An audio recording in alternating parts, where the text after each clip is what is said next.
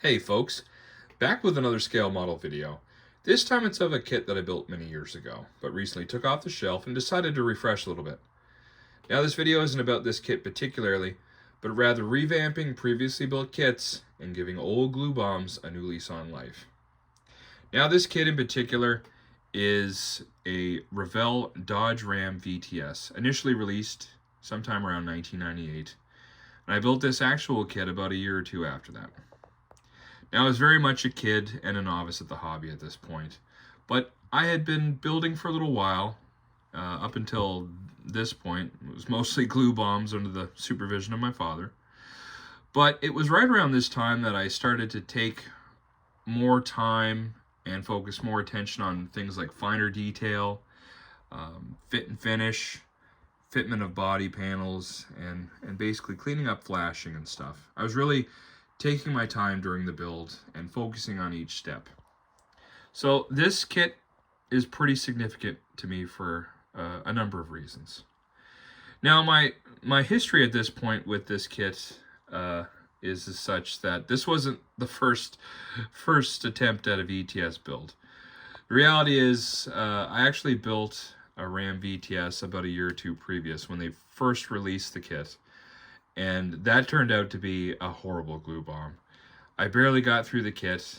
Nothing fit right. I did do it in a similar shade of blue, but I just didn't have the skill and experience to put it together and have it look decent. So needless to say, it wasn't a high watermark in my modeling my modeling hobby, and that one ended up getting tossed not too long after it was finished. But I knew back then that I wanted to try it again. You know, being a young kid and a Dodge lover, I was really impressed with both the level of detail and thought the idea of a Dodge Ram 1500 Sport with a Viper V10, you know, and keep in mind this kit and the concept it replicates predate the Dodge Ram SRT10 Viper truck. So I thought the idea of a Ram with a Viper engine was just the coolest thing ever, and I knew I wanted to try it again because I really wanted to have this in my display, in my collection. Now, having learned some things from the previous build, and for any of you that are familiar with this VTS kit, you'll know that these aren't the best. The fit and finish isn't that great.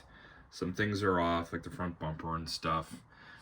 And it's not necessarily, it's not that it's a difficult kit, but it's not the easiest kit to put together and have look good. Out of the box, this isn't all one piece right here. The box and this basically the header panel. Out of the box, as I remember, this right here is glued in, and then your rear window sits on top. Not that that's that difficult, but there's just a lot of extra steps. This right here, this quarter panel or dog leg section here after the wheel, this actually glues on. And if you go online and look at other people's builds, you'll notice a lot of times this is a part that they'll get kind of choppy. So it glues along this seam, and it also attaches to this bumper. And there's no clips. It's all basically, you know, put it there, hold it there with glue, and hope it lines up. So I managed to, all those years ago, get a nice clean line here, and also match it up with this rear roll pan. And that's something that even more intermediate modelers that have been doing it for many years still struggled with this kit. So there was some things, like I said, that I was really impressed with. And you know, when I finished this build, I was very proud of it. Things like those taillights. Those taillights don't snap in. They basically just hold, press fit in. These were all things, little details that I was able to get right all those years ago. And some of the stuff, some of the work I did then still holds up today. But the problem I ran into this kit was, as time progressed and I got better at the hobby, I became a little embarrassed of it. and I'm ashamed to say it ended up on a back shelf because I didn't want to display it. And it's not because I didn't think I did a bad job of putting it together, but I just didn't have the skills that I do now to finish it off as well as I would have liked to have. The interior, I did a pretty good job, and it actually shows how creative I was all those years ago as a kid. With the interior and the gear shift lever, that's actually a safety pin that I took out of my mother's sewing kit. You know, being metal with a black ball top, I figured that would be a perfect gear shifter. And other things like the coloring on the dash, the two-tone with the black trim around the radio, and the door panels and stuff, I was able to get pretty accurate. And I'll say this, I didn't have to, unlike most folks, I didn't have to refer to pictures. I actually knew the inside of these trucks pretty well, because back in the day, my father had a second-gen Ram, so I was very familiar with what the inside of those trucks look like. But with that said, when I initially finished this build all those years ago, and we're going on, 25 years ago or so, I finished this in a deep wine. Actually, I think it was called deep cranberry, almost like a wine or dark burgundy color. And it was basically paint that I found when I raided my father's paint cabinet. I believe it was paint likely left over from a project he did on one of my mother's old cars or something like that. And although I did pretty good at detailing, the inside, and I'll do a quick shot of the engine here if we can. There's that Viper V10. Although I did not a bad job of all that, I still didn't quite know how to run a paint can or use a spray bomb. So when I painted this, it had runs, a lot of orange peel, and as thick as I put the paint on, there was some parts down low where you could see the primer shining through. So certainly not my best work. But when I initially built it, not this kit, but the kit before, I did it in a similar blue. I wanted to replicate the box art.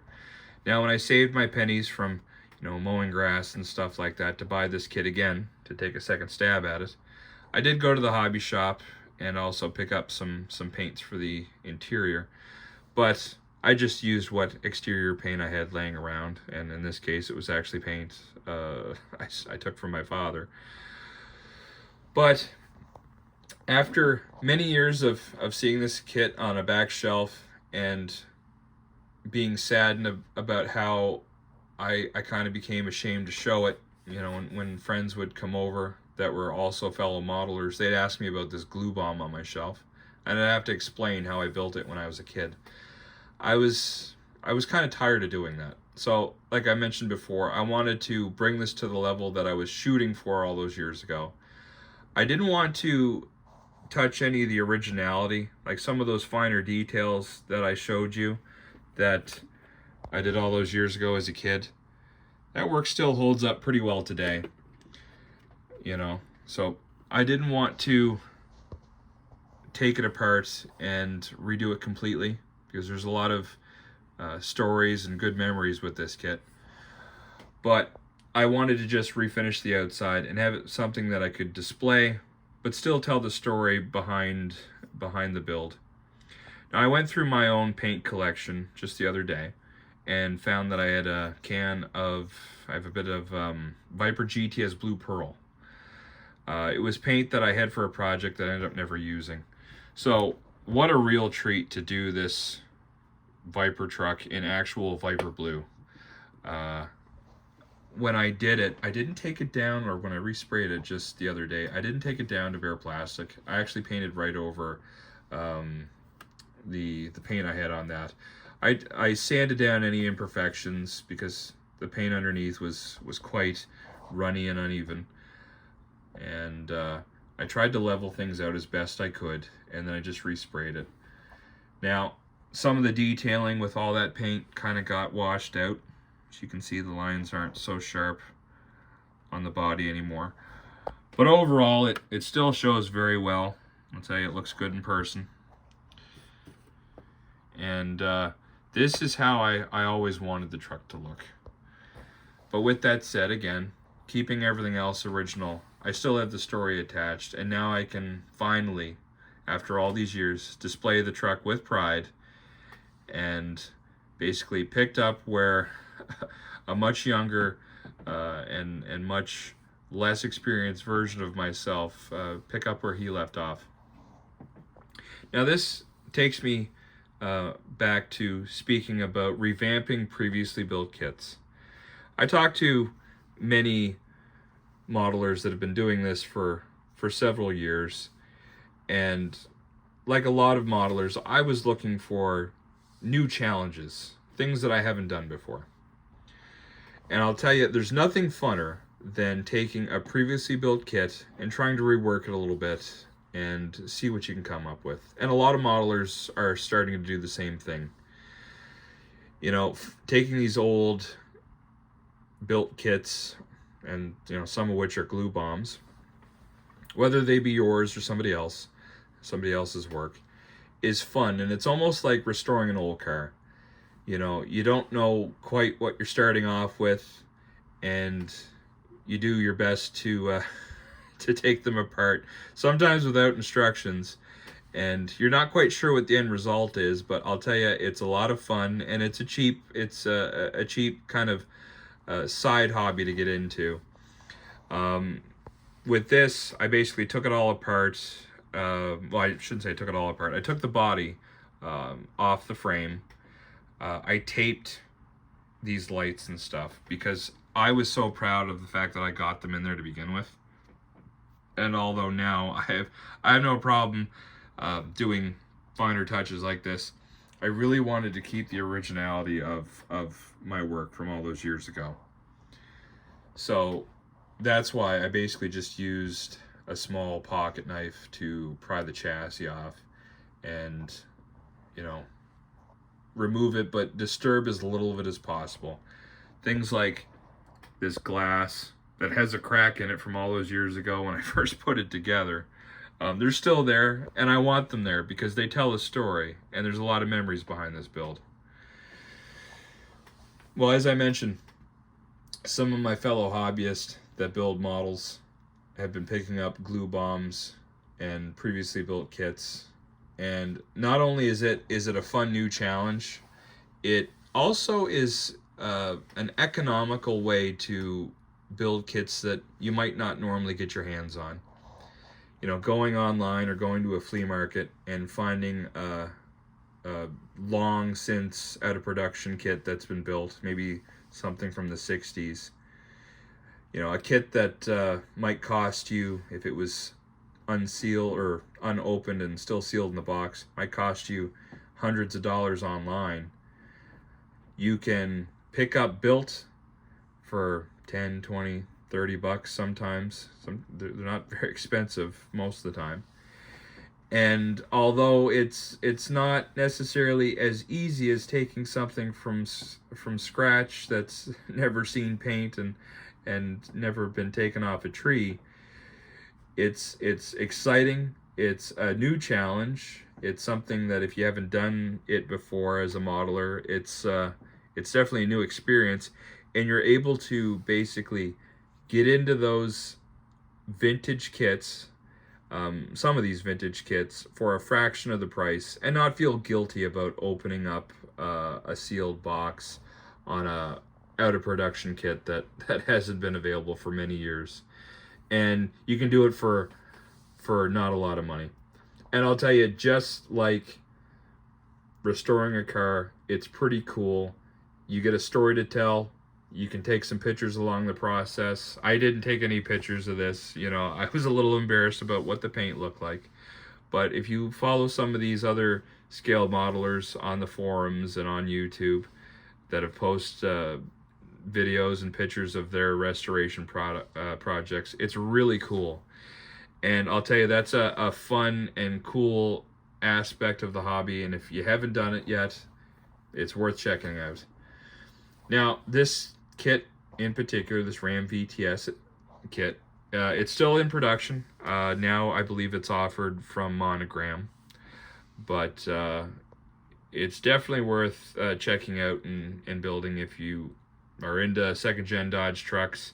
This, to my knowledge, is the only version, these Revell and Monogram versions, the only version of a second-gen Dodge truck released in 125 scale or 124 scale. Now it's 125 scale.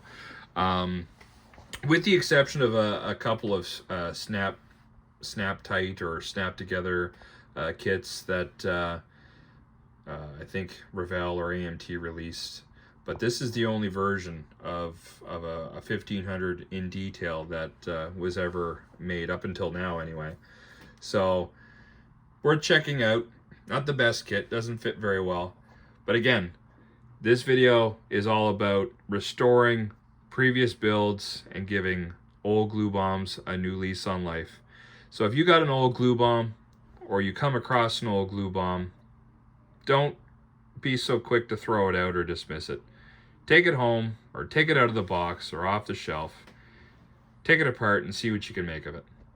As always, I appreciate you watching my videos. You know, while we still have winter weather outside, I hope to do at least 1 or 2 more. But I'll say this, if I get another model on the bench, you'll be the first to see it. Thanks for watching, folks.